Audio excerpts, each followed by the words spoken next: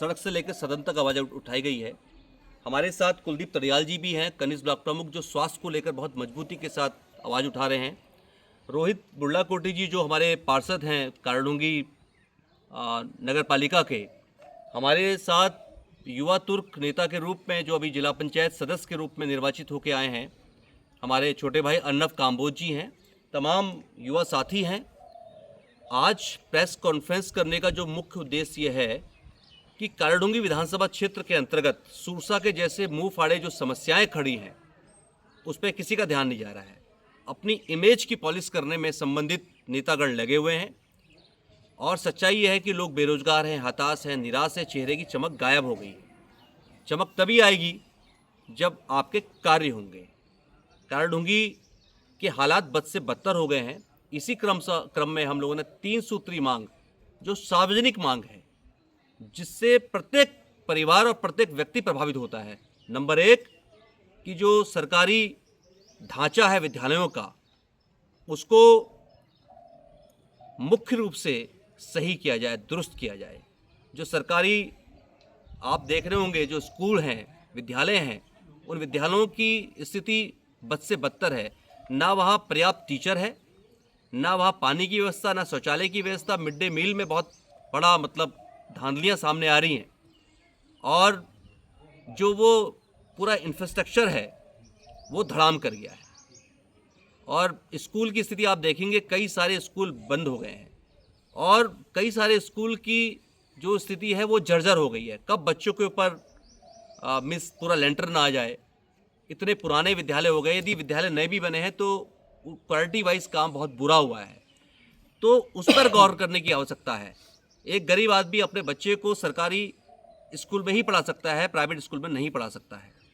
तो वो तमाम सारी जो मांग हमारी है उसमें से एक मांग विद्यालय को दुरुस्त करना, जो पूरा एक ढांचा है उसको दुरुस्त करना है। दूसरी मांग हमारी है कि जो ग्रामीण क्षेत्र में जो प्राधिकरण लगाया गया, जहाँ कोई आवश्यकता थी ही नहीं और ये केवल पैसा वसूल, अप्रत्यक्ष रूप से कह सकते हैं आप कि हमारे गले में तलवार लटका दी गई है कि आपको पैसा देना ही देना है। आपको एक गौशाला बनानी है तो उस गौशाला के लिए भी आपको बहुत मोटा पैसा पहले खर्च करना पड़ेगा, केवल परमिशन के लिए। घर की बात तो छोड़ दीजिए, बड़ी बिल्डिंग की बात छोड़ दीजिए, कोई बड़ा आप कोई कार्य कर रहे हैं तो वो तो फिर समझ लीजिए कि बहुत मोटा पैसा आपका जाएगा।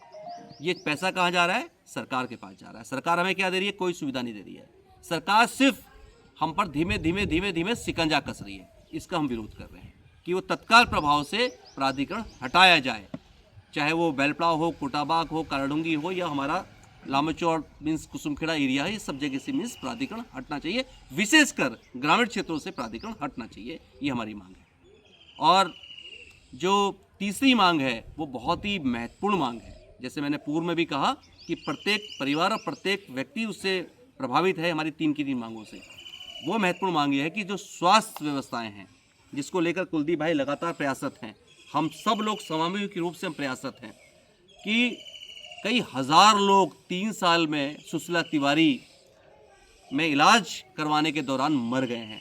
लोग वहाँ सही होने के लिए आते हैं, लेकिन लोग इलाज के दौरान मर जा रहे हैं। वजह कि वो अस्पताल स्वस्थ होने के लिए नहीं, वो मौत का सेंटर बन गया है। वो तमाम सारे जो अस्पताल हैं, चाहे छोटे हो या बड़े हो, चाहे बेलपड़ा हो, चाहे वो गैबुआ हो, चाहे वो कारडूंगी हो, चाहे वो लामाचौड़ का हो, चाहे वो देवलचौड़ का हो, चाहे वो सुशीला तिवारी हो, चाहे वो किसी भी प्रकार का अस्पताल हो सरकारी, हम चाहते हैं कि वहाँ पर मशीनें हों, वहाँ पर प्रॉपर डॉक्टर्स हों, वहाँ पर तत्काल प्रभाव से जो भी पेशेंट है उसका प्रॉपर इलाज हो और सारी व्यवस्थाएं चाक चौबंद होनी चाहिए। इस सोच और उद्देश्य के साथ आज हम लोग यहाँ पर आए हैं। आगे आपको कुलदीप भाई बताएंगे, फिर अर्नब भाई बताएंगे। सड़क से लेकर सदन तक आवाज़ उठाई गई है। हमारे साथ कुलदीप तड़ियाल जी भी हैं, कनिष्ठ ब्लॉक प्रमुख, जो स्वास्थ्य को लेकर बहुत मजबूती के साथ आवाज़ उठा रहे हैं। रोहित बुर्लाकोटी जी जो हमारे पार्षद हैं कारडूंगी नगर पालिका के, हमारे साथ युवा तुर्क नेता के रूप में जो अभी जिला पंचायत सदस्य के रूप में निर्वाचित होकर आए हैं, हमारे छोटे भाई अर्नब काम्बोज जी हैं। तमाम युवा साथी हैं। आज प्रेस कॉन्फ्रेंस करने का जो मुख्य उद्देश्य ये है कि कारडूंगी विधानसभा क्षेत्र के अंतर्गत सूरसा के जैसे मुंह फाड़े जो समस्याएं खड़ी हैं उस पर किसी का ध्यान नहीं जा रहा है। अपनी इमेज की पॉलिश करने में संबंधित नेतागण लगे हुए हैं और सच्चाई यह है कि लोग बेरोजगार हैं, हताश हैं, निराश हैं, चेहरे की चमक गायब हो गई। चमक तभी आएगी जब आपके कार्य होंगे। कारण होंगी कि हालात बद से बदतर हो गए हैं। इसी क्रम में हम लोगों ने 3 सूत्री मांग, जो सार्वजनिक मांग है, जिससे प्रत्येक परिवार और प्रत्येक व्यक्ति प्रभावित होता है। नंबर 1 कि जो सरकारी ढांचा है विद्यालयों का, उसको मुख्य रूप से सही किया जाए, दुरुस्त किया जाए। जो सरकारी आप देख रहे होंगे, जो स्कूल हैं, विद्यालय हैं, उन विद्यालयों की स्थिति बद से बदतर है। ना वहाँ पर्याप्त टीचर है, ना वहाँ पानी की व्यवस्था, ना शौचालय की व्यवस्था। मिड डे मील में बहुत बड़ा धांधलियाँ सामने आ रही हैं और जो वो पूरा इंफ्रास्ट्रक्चर है वो धड़ाम कर गया है। और स्कूल की स्थिति आप देखेंगे, कई सारे स्कूल बंद हो गए हैं और कई सारे स्कूल की जो स्थिति है वो जर्जर हो गई है। कब बच्चों के ऊपर पूरा लेंटर ना आ जाए। इतने पुराने विद्यालय हो गए, यदि विद्यालय नए भी बने हैं तो क्वालिटी वाइज काम बहुत बुरा हुआ है, तो उस पर गौर करने की आवश्यकता है। एक गरीब आदमी अपने बच्चे को सरकारी स्कूल में ही पढ़ा सकता है, प्राइवेट स्कूल में नहीं पढ़ा सकता है। तो वो तमाम सारी जो मांग हमारी है, उसमें से एक मांग विद्यालय को दुरुस्त करना, जो पूरा एक ढांचा है उसको दुरुस्त करना है। दूसरी मांग हमारी है कि जो ग्रामीण क्षेत्र में जो प्राधिकरण लगाया गया, जहां कोई आवश्यकता थी ही नहीं और ये केवल पैसा वसूल, अप्रत्यक्ष रूप से कह सकते हैं आप कि हमारे गले में तलवार लटका दी गई है कि आपको पैसा देना ही देना है। आपको एक गौशाला बनानी है तो उस गौशाला के लिए भी आपको बहुत मोटा पैसा पहले खर्च करना पड़ेगा, केवल परमिशन के लिए। घर की बात तो छोड़ दीजिए, बड़ी बिल्डिंग की बात छोड़ दीजिए, कोई बड़ा आप कोई कार्य कर रहे हैं तो वो तो फिर समझ लीजिए कि बहुत मोटा पैसा आपका जाएगा। ये पैसा कहाँ जा रहा है? सरकार के पास जा रहा है। सरकार हमें क्या दे रही है? कोई सुविधा नहीं दे रही है।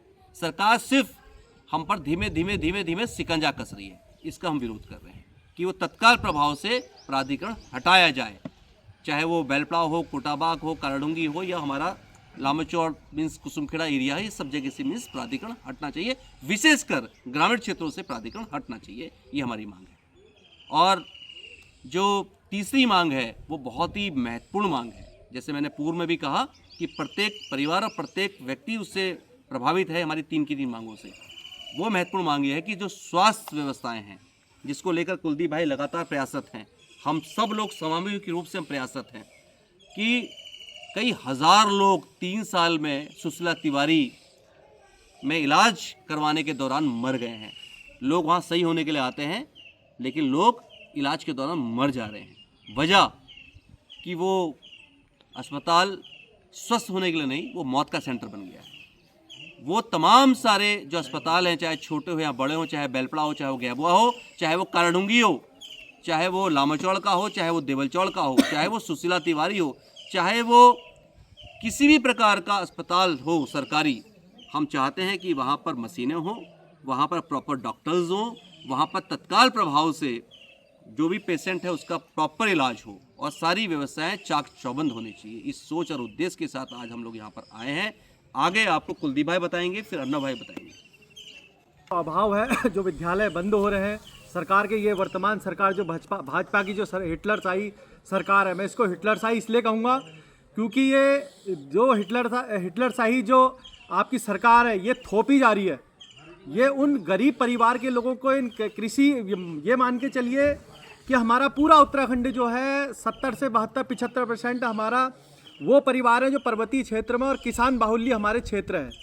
उनकी विषम परिस्थिति वाला हमारा पर्वतीय क्षेत्र जो उत्तराखंड में ये बिलोंग करता है।